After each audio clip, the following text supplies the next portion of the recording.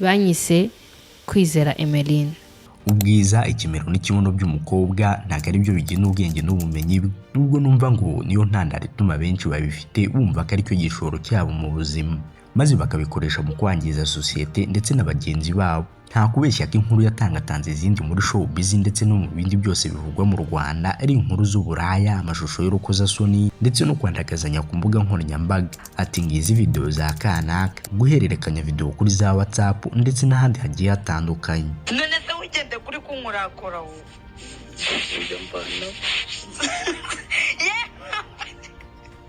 Gusa mbere yuko dutangira documentary yacu, ndashaka kubanza gukebura abantu bakomeje gukora mu rurerwa ndetse n'amahano bakoresha izina ry'uyu mukobwa Emeline ndetse na bagenzi be mu nyungu zabo bwite, bagamije kubona ama views. Hagati aho icyo nasaba inzego zirebwe no gukumira ibyaha biri gukorwa hifashishijwe imbuga nkoranyambaga ko baba amaso maze bagasakuma bose bakomeje gusebya no gusiga isura mu Rwanda. Impamvu nayo intangiriye kuri aka kantu nuko hari ubutumwa Murangira Bitseri yatanze asobanura ko hari abantu basigaye barahindutse abashyushya rugamba mu gusakaza ibibi biba byaragaragaye ku bandi. Abo ngo usanga babwira abantu ngo niba ushaka agafoto cyangwa video ya kanaka y'ubwambure bwe nyandikira DM, ndetse ngo hari n'abatanga nimero zabo za telefoni. Ati bifatwa nko kugambirira gukora icyaha kandi birahanwa cyane. Uku niko dutangiye documentary yacu igiye kuvuga ku buzima bwite bwa Emeline umaze iminsi ukoroza imbuga nkoranyambaga. Ubundi Emeline ni muntu yakuze ate, yakuriye, yakuze gute se? Ni umuntu ukunda abantu, ni umuntu ukunda inshuti ze, ni umuntu ukunda gusenga. Uko mbona gutya nkunda gusenga, urumva? Ni umuntu ukunda famiye ye, uhangayikishwa na famiye yiwe cyane ndetse n'inshuti ze. N'ibindi bitandukanye turaza kubibabwira, kandi n'ibinadukundira turanavuga no kuri bamwe muri bagenzi be bagaragaye muri iriya saga. Njye mugiye kubana ni Habimana Jean de Dieu. Iyi ni Deep Media TV, ku isoko y'isomero byegeranyo byiza bigezweho, dore ko twibanda muri showbiz nyarwanda, ubuzima bwite bw'abastari, ibintu bitangaje bigiye bitandukanye utigeze wumva na rimwe. Yewe ni byinshi cyane tuba tubafitiye hano kuri Deep Media TV.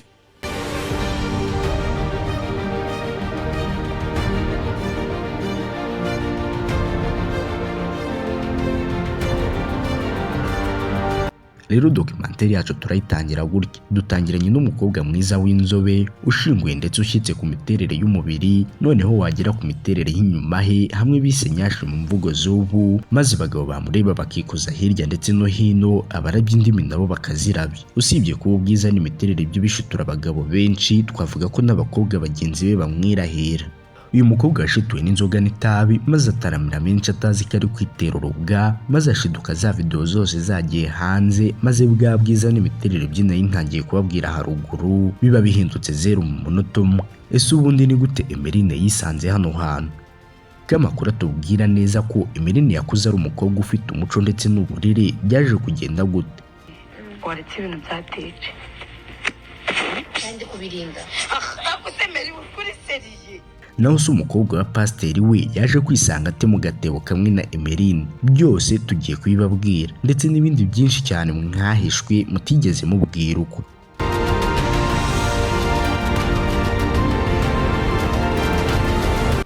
Duhere kuri Emeline. Uwundi Emeline ni muntu ki, yakuze gute, yakuriye, yakuze ate? Amazina yiswe n'ababyeyi ni Kwizera Emeline. Yavukiye Nyamirambo mu mujyi wa Kigali, gusa aza gukurira mu karere ka Bugesera. Avuka mu mwaka w'2002, bivuze ko muri uyu mwaka wa 2025 aribwo azozoza imyaka 23 y'amavuko. Avukana n'abana batandatu, bakaba ari abakobwa babiri ndetse n'abahungu batanu. Gusa Emeline akaba avuka ari umwana wa kabiri.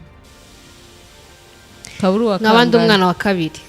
Uyu mukobwa yivugwa ko mu ibyiruka rye, ndavuga akiri umunyeshuri, ryari ibyiruka ryaranzwe no kwiga mu bigo by'amashuri bigiye bitandukanye. Bigakekwa ko ashobora kuba imico ndetse n'ibikorwa nk'abiri yagaragaza ari ibintu yari asanzwe akora. Nubwo bitazwi neza uko Emeline yitwaraga mu bigo byose yizeho, bigaragara ko uko byari bimeze kose yari nka cya gisuma cyasimukaga igipangu cy'ikigo kigiye kunywa akantu. Mu bigo twabashije kumenya Emeline yizemo nuko primaire yagize kuri Apasi, naho Olivo ayiga Ikibungo ahazwi nk'Ikabare, ndetse no kuri Elena Gwera iherereye mu karere ka Muhanga. Aza gukomeza ajya kwiga muri superieri aho yayize kuri Apayeri Kabuga mu mujyi wa Kigali, aho yizeyo tourism cyangwa se ubukerarugendo. Mboneraho no gusaba abantu biganye na Emeline ko batubwira uko bamuzi ndetse nuko yitwaraga. Ngaho nimutubwire muri comment maze ubundi dukomeze. dukomeze. usanzwe uri n'umuririmbyi urumva iyi cyabura narimbaga muri korali bwa wambajije akantu reka da wambajije akantu Gusa tubabwiye ku bwana bwe nk'uko nawe yabyivugiye, yavuze ko yabyirutse ari kaboyi cyangwa se yitwara nk'abahungu, ndetse n'imyambaro ye yari iy'abahungu, dore ko nk'imikino yose yakinaga mu buto bwe yari iy'abahungu, nko gukina biye ndetse n'iyindi mikino igiye itandukanye.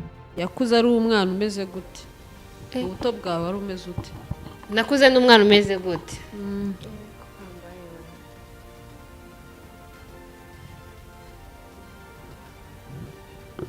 aho icyo kibazo kiri mu bice bibiri karagiteri zanjye karagiteri zawe wari wa mwana umeze gute?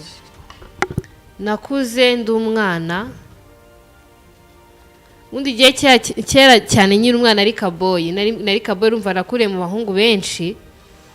nakuze ndi umwana ukunda gukina imikino y'abahungu, nta mikino y'abakobwa myinshi cyane ngiye nakinnye biye, nakinnye balo, nyine umupira w'amaguru urabona narawukinnye nkiri umwana. Kandi Merine ubwo yigaga mu karere ka Muhanga kuri Elena Gwera, bivugwa ko yaririmbaga muri korali kandi ngo akunda gusenga, dore ko ngo no mu buzima busanzwe yakundaga gusenga. Hakibazwa nimba imico ndetse n'ibikorwa nka biriya bisebetse yagaragaje ari byo tozwaga mu rusengero. Ni umuntu ukunda gusenga, uko mbona gutya nkunda gusenga, urumva narimbaga muri korali bwa wambajije akantu wambajije akantu kwishuri bavuga ngiye nari nzwirimba kera nkiga muri secondaire nari nzwirimba, naridirije muri korali. ngo waridirije naridirije muri korali? Tugarutse gato ku kazi ndetse n'ibyo Emeline yakoraga, twabwira ko rero yakunze kugaragara mu mafilime agiye atandukanye. Si n'ibyo gusa, dore ko yakundaga gukora ibiganiro bitambuka kuri YouTube bizwi nka Popcorn Podcast. nkunda uri kumva umuntu nkunda ntago yamburira umwanya time. Yes. Umuntu nkunda ntago ambwira ngo niriwe mu kazi iki n'iki. Rero kuva mu ijoro ryo ku ya 14 z'ukwa mbere 2025 nibwo hatangiye kujya hanze amashusho byitwa Karaya Emeline. Ni amashusho yasakajwe hose ku mbuga nkoranyambaga, maze abantu benshi bihutira kuyahererekanya no kuyareba. Umunsi wakurikiyeho inkuru yabaye yo kubara yari icupa rya Heineken, maze abagabo bava ku nzoga birahira umukobwa yataye umuco kugera nubwo ajya kubavogerera icupa ryabo. Tinyuka ugafata icupa rya Heineken ukajya kurishyira mu myanya yawe y'ibanga muri aka gurupe k'abakobwa, abana b'abakobwa bato akaryiye. Ni saga yabaye ndende kugera naho umukuru w'igihugu abagendera ubutumwa. Gusa mu butumwa yatanze yaragize ati, uwambara ubusa se ararata icyo ndadafite, twese tudafite. Nta dini ribaho ryo kwambara ubusa, nta muryango ubaho wo kwambara ubusa, ariko buriya kwambara ubusa ntago ari bwa busa. Burya wambaye ubusa no mu mutwe, ni ubusa buri mu mutwe nicyo kibazo, niho bishingira. Uwambara ubusa ararata iki undi adafite, twese tudafite.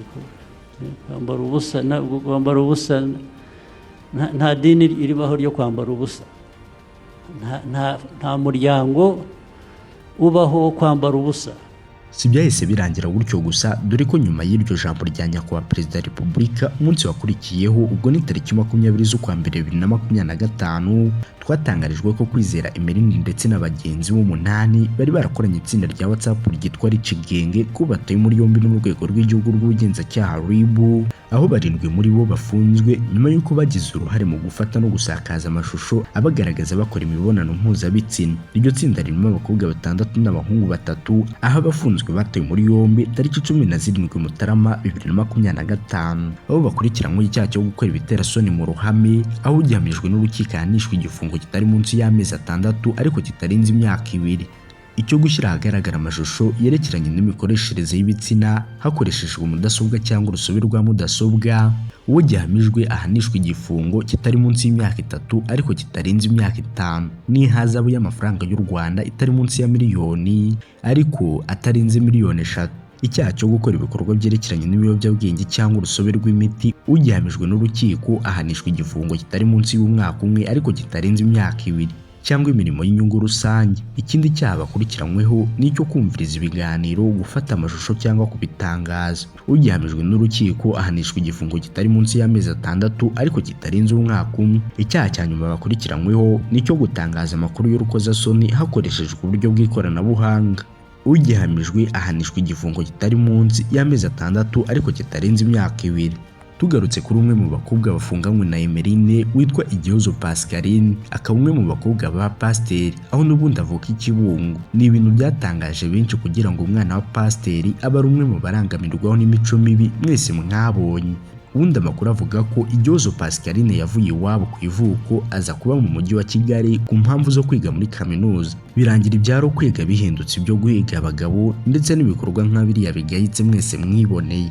Ababyeyi biyuha icyuya bazi ngo umwana ari mu masomo nta kibazo, ngo dore ko banyuzagamo bakamubaza uko amasomo ameze, nawe akabasubiza nta mpungenge ati amasomo ameze neza rwose nta kibazo, atazi neza ko ya minsi itinda ariko ntihere.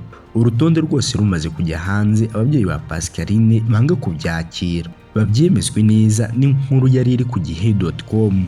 Barasomye rwose bageraho umutima utangira gutera, nuko mama Pascaline wari uri gusomera papa Pascaline ageze ahagera hati abari gukurikira nk'uko ari 9 bahuriye mu itsinda bise Rich Gang, ari naryo bifashishaga mu gukwirakwiza aya mashusho y'urukozasoni, barimo Ishimwe Patrick, Uwineza Nerisani, Igihozo Pascaline. Bageze aha rwose bagisoma izina ry'umukobwa wabo, umutima warateye, bose bafatana mu mugongo, amarira ashoka mu maso, intimba ku mutima ndetse n'agahinda kagaragara rwose. Ese bako mbabazi gute mutinyuka mugata umuco mugaca amacakubiri mu muryango? Maze Isa agatangira kugira ati ngo cyakurikije nyina nawe ati burya ni icyasi. Bigakomeza kugeza ubwo umuryango usenyutse. Wifuza ko twaza gukomereza ku zindi nkuru z'abavugwa muri iyi saga uko imiryango yabo yabyakiriye, wabitubwira muri comment. Kwizera Emeline, Uwase Saleha, Uwase Belize, Shakira Uwase, Uwineza Nerisani, Ishimwe Patrick, Gihozo Pascaline, Rucyana David ndetse na Banza Julien, bose basa nka isi yabikaragiye hejuru. Icyo mbavugiye ni ukugira ngo mbabibutse neza, dore ko aribo bataye muri yombi ndetse bakaba bakiri gukorwaho iperereza. Ndabashimira mwese twabanye, ibiganiro ndetse na documentary zanjye byo nakagaruka. Nimba ushaka kuba umwe mu bafatanyabikorwa banjye, sharing iyi video yanjye ukande like ndetse ujye no muri comment utanga igitekerezo cyawe. Naho ubundi ya Deep Media TV ku isoko y'isomero y'ibyegeranyo byiza bigezweho, dore ko twibanda muri showbiz nyarwanda, ubuzima bwite bw'abastari, ibintu bitangaje bigiye bitandukanye utigeze wumva na rimwe. Yewe ni byinshi tuba tubafitiye hano kuri Deep Media TV, njye bibategurira nkanabibagezaho. Ni Habimana Jean Dodi.